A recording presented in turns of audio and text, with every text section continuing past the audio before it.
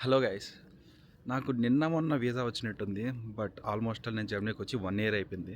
ఇది రియలైజ్ అవ్వడానికి నాకు చాలా టైం పట్టింది. ఎందుకంటే ఎప్పుడు స్టార్ట్ చేశానో కూడా గుర్తులేదు ప్రాసెస్.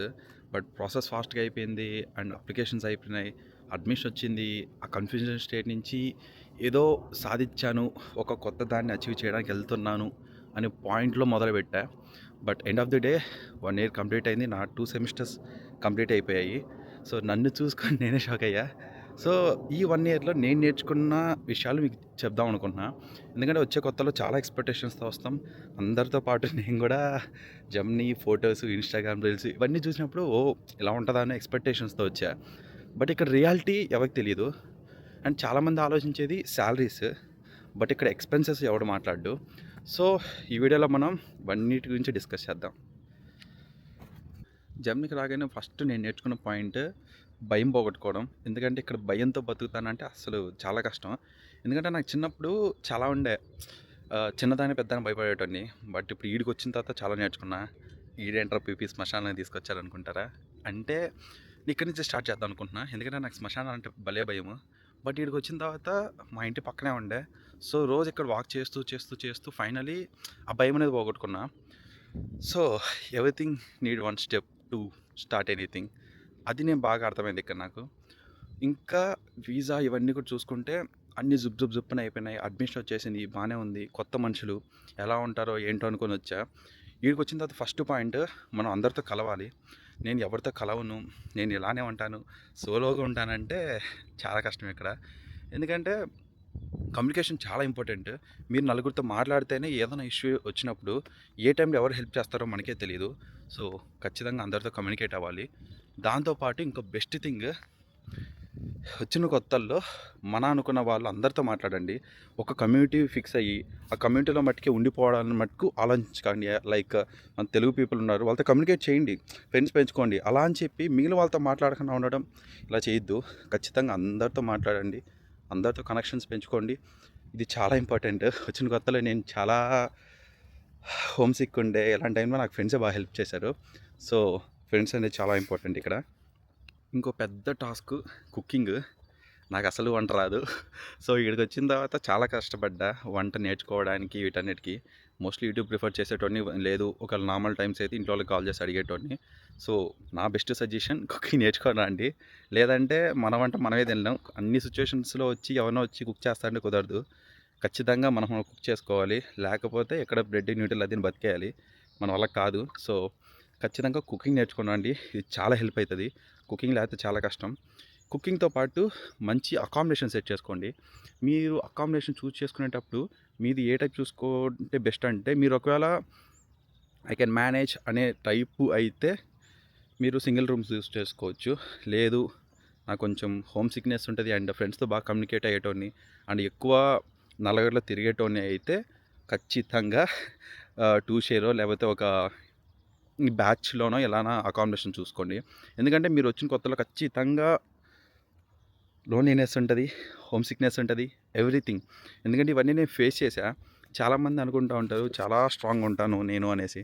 ఎన్నున్నా ఈడికి వచ్చిన తర్వాత మన అనుకున్న వాళ్ళు ఎవరు ఉండరు. ఎస్పెషల్లీ మన హెల్ప్ చేయడానికి ఎవరు ఉండరు. ఇది చాలామంది తెలుసుకోవాల్సిన పాయింట్. ఎవరి మీద డిపెండ్ అవ్వలేము. నువ్వు డిపెండ్ అవుతా అన్నా కూడా ఇక్కడ కుదరదు. సో కుకింగ్ నేర్చుకోండి. లోన్లీనెస్ని కొంచెం దూరం పెట్టాలంటే నలుగురితో కమ్యూనికేట్ చేయాలి. కమ్యూనికేట్ చేయాలంటే ఫ్రెండ్స్ ఉండాలి. సో ఫ్రెండ్స్ని మంచిగా చేసుకోండి. దాంతోపాటు మీరు ఒకవేళ వింటర్ టేక్ వస్తూ ఉంటే ఖచ్చితంగా మీరు కొంచెం ప్లాన్ చేసుకొని రండి. వచ్చిన వెంటనే సన్ ఉండడు. సో సన్ లేకపోతే ఆబ్వియస్లీ మన విటమిన్ డి ఇష్యూ వస్తుంది, మూడ్ స్వింగ్స్ పెరుగుతాయి. సో ఇది కొంచెం ప్రిపేర్ అయ్యండి. నాకు తెలిసినంత వరకు సమ్మర్ సెమిస్టర్ కొంచెం బెస్ట్ అని చెప్తా. ఎందుకంటే రాగానే కొంచెం తిరుగుతాం, కమ్యూనికేట్ అవుతాం. దానికి తోడు సమ్మర్లో వస్తే మనకి విటమిన్ ఇష్యూస్ ఇవన్నీ కూడా కొంచెం ఉండదు. పైగా 6 మంత్స్లో మీరు అలవాటు పడతారు. అది బెస్ట్ థింగ్. వీటన్నిటికంటే పెద్ద టాస్క్ ఏంటని చెప్తానంటే లాంగ్వేజ్. లాంగ్వేజ్ లేకపోతే చాలా కాంప్లికేట్. ఎందుకంటే నేను జస్ట్ A1 ఫినిష్ చేసుకొని వచ్చా ఇండియాలో. చాలా బేసిక్స్ నేను నేర్చుకొచ్చింది. ఈడికి వచ్చిన తర్వాత ఇంకా మిగిలింది నేర్చుకుంటున్నా. నాకు చాలా సార్లు అనిపించింది లాంగ్వేజ్ వచ్చి ఉంటే నాకు ఇంకా ఫ్రెండ్స్ పెరుగుండేటోళ్ళు, కమ్యూనికేషన్ పెరుగుండేది అండ్ కనెక్షన్స్ పెరుగుండేది. ఇది చాలా ఖచ్చితంగా నేర్చుకోవాల్సిన పాయింట్.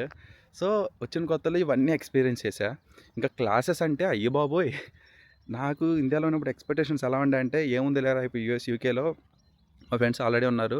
ఏంట్రా మాస్టర్స్ అయిపోయిందంటే ఏముంది మామ అయిపోద్ది. జస్ట్ అసైన్మెంట్లు సబ్మిట్ చేస్తే అయిపోద్ది. సో వీక్లీ క్లాస్ అయిపోగానే అసైన్మెంట్లు చేసుకుంటాం. అలా అయిపోతుంది అనేసి అన్నారు. సర్లే ఈ ఎక్స్‌పెక్టేషన్స్‌తోనే వచ్చా. ఏముందిలే మాస్టర్స్ ఈజీగా అయిపోద్దిలే అని. కానీ పొరపాటున కూడా అది మైండ్‌లో పెట్టుకొని రామాకండి. రాడ్‌కి రాడ్‌లా ఉంటది. నేను ఈడికొచ్చిన తర్వాత ఎక్స్‌పీరియన్స్ చేస్తున్నా. ఎందుకంటే సబ్జెక్ట్స్ అన్నీ ఉంటాయి. మీకు ఏ టైప్ అయిన ఎగ్జామ్ ఉండొచ్చు. ప్రొఫెసర్ ఎలా అయినా పెట్టొచ్చు. మీకు ఒకవేళ గాని వైవా కండక్ట్ చేయొచ్చు. లేదంటే థియరిటికల్ ఎగ్జామ్ పెట్టొచ్చు. లేదు అంటే ఏదైనా అసైన్‌మెంట్ ఇచ్చి కంప్లీట్ చేయమని చెప్పొచ్చు. ప్రొఫెసర్ మీద డిపెండ్ అయితది. But end of the day pass percentage చాలా తక్కువ. చాలామంది ప్రొఫెసర్లు 40%, 50% మటుకే పాస్ పర్సెంటేజ్ పెట్టుకుంటారు. సో ఆ మార్జిన్‌లోనే పెడతారు. ఒకవేళ ఎక్కువ మంది పాస్ అయినా కట్ ఆఫ్ పెట్టేసి అంటే కట్ ఆఫ్ పెంచి ఇంకా ఐ మీన్ పాస్ అయిన వాళ్ళు కూడా ఫెయిల్ అయ్యి తీసుకొస్తారు. సో అదొక టాస్క్. వీటన్నిటికంటే పెద్ద టాస్క్ ఇంటర్న్‌షిప్స్ ఉంటాయి కొన్నిట్లో మ్యాండేటరీగా. ఇంటర్న్‌షిప్స్ అయినా ఐ మీన్ మేనేజ్ చేసేయచ్చు. బట్ థీసిస్ చాలా కష్టం. ఎందుకంటే థీసిస్ ఎతుక్కోవడం కష్టం. ఒక టాపిక్‌ని ఫిక్స్ చేసుకొని చేయడం. సో దీని మీద కొంచెం ఫోకస్ చేయాలి. And end of the day ఒక్క సబ్జెక్ట్ పెండింగ్ ఉన్నా మాస్టర్స్ సర్టిఫికేట్ రాదు. అలానే 3 అటెంప్ట్స్ ఉంటాయి. 3 అటెంప్ట్ నుంచి ఏ సబ్జెక్ట్‌కి ఇవ్వరు. సో మీరు మాస్టర్స్‌లో అన్ని సబ్జెక్టులు క్లియర్ చేసి ఒక సబ్జెక్ట్ 3 సులు గాని ఫెయిల్ అయ్యారంటే మీరు మాస్టర్స్ డిగ్రీ వదులుకోవాలి. అది ఈడికొచ్చాక రియలైజ్ అయ్యాను నేను. అండ్ ఇంకా కొన్ని విషయాలు ఏంట్రా అంటే మనకి ఇండియన్ గ్రాసరీస్ చాలా వరకు దొరకవు. సో నాకు తెలిసినంత వరకు ఎక్కువ ఇక్కడ సూపర్ మార్కెట్‌లో మన ఇండియన్ గ్రాసరీస్ టైప్ చూసిందంటే నేను బీన్స్ చూసా, టమాటా చూసా, ఆనియన్ చూసా, క్యాబేజ్ అండ్ ఇవే ఎక్కువ చూసా. ఇంత మించి పెద్దగా చూడలేదు. బట్ మీరు ఒకవేళ పెద్ద సిటీలో గానీ ఉంటే మీకు అడ్వాంటేజ్ మోస్ట్లీ ఆ లొకేషన్స్ ఇండియన్ గ్రాసరీస్ ఉంటాయి. సో అక్కడికెళ్ళి కొనుక్కోవడమే. నేను ఈడికి వచ్చిన తర్వాత అదే తెలుసుకున్నా. So groceries. సో ఇది ఫుడ్ సెషన్ అండ్ వచ్చిన కొత్తలో నేను తెలుసుకున్నా. దీని తర్వాత రెంట్లు. చాలామంది ఏం చెప్తారంటే ఓకే మేనేజ్ చేసేయచ్చని. బట్ మనం ఉన్న సిటీని బట్టి రెంట్ కాస్ట్ అనేది వేరీ అవుతూ ఉంటుంది.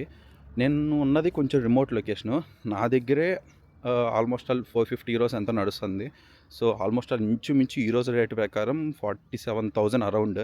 సో ఒక్క మనిషికి 47,000 పర్ మంత్ రెంట్ అంటే it's not easy matter. But తప్పదు, పే చేయాలి. పే చేయకపోతే ఇంకా కష్టం. సో రెంట్లు కొంచెం ఎక్కువ. అండ్ ఖచ్చితంగా ఇన్సూరెన్స్ పే చేయాలి. వచ్చేటోళ్ళు చాలామంది తెలీదు. అసలు ఇన్సూరెన్స్ అంటే నా ఇష్టమే తీసుకోవచ్చు, తీసుకోకపోవచ్చు కదా అనేసి పాయింట్లో ఉంటారు. ఇక్కడ మ్యాండేటరీ. నీకు అడ్మిషన్ వచ్చిన వెంటనే మీరు ఒకవేళ ఎక్స్‌పాట్రియేట్లో ఏమన్నా చూస్ చేసుకుంటే మీకు టెంపరరీగా ఇన్సూరెన్స్ వాడు ప్రొవైడ్ చేస్తాడు. వన్స్ ఈడికి రాగానే మీరు ఖచ్చితంగా ఇన్సూరెన్స్ ప్రతి నెల పే చేయాలి.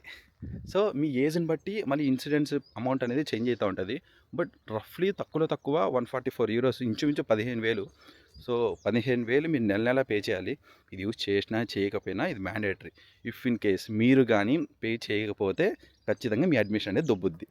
సో మనం ఇంక తప్పదు. ప్రతి నెల అరౌండ్ 450 యూరోస్ రెంట్ పోతే 150 యూరోస్ ఇక్కడే పోయింది. Plus train ticket. So Deutschland ticket obviously present అయితే 43 యూరోస్ నడుస్తుంది.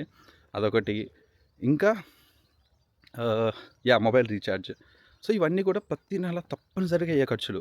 ఇక్కడ మనకి అయిపోయింది ఆల్మోస్ట్ ఆల్ 650 యూరోస్. సో మనకు తెలిసి తెలియకనే 65,000-70,000 ఇక్కడే ఖర్చు అయిపోయినాయి. ఖర్చులు చాలా ఎక్కువ.